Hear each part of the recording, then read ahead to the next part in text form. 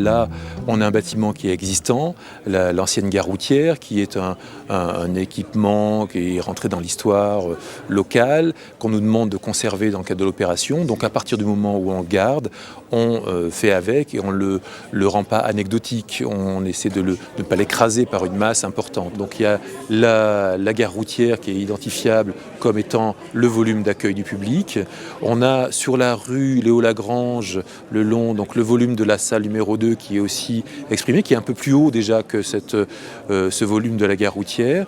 Et puis après, on trouve le volume de la salle de 900 places, donc l'accueil du public, mais qui est encore un peu plus haut. Et enfin, le point culminant du projet, c'est la cage de scène de la salle de 900 places, qui là culmine à 25 mètres de haut et qui est donc au centre de la parcelle et au sommet du dispositif.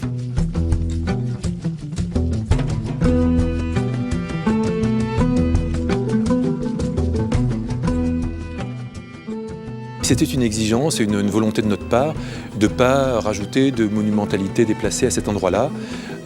Comme le dit Eduardo Souto de Moura, il y a déjà la cathédrale qui est le fait urbain majeur du centre-ville et les bâtiments autour n'ont pas à monter sur la pointe des pieds pour prendre une monumentalité qui ne serait pas de bonne loi.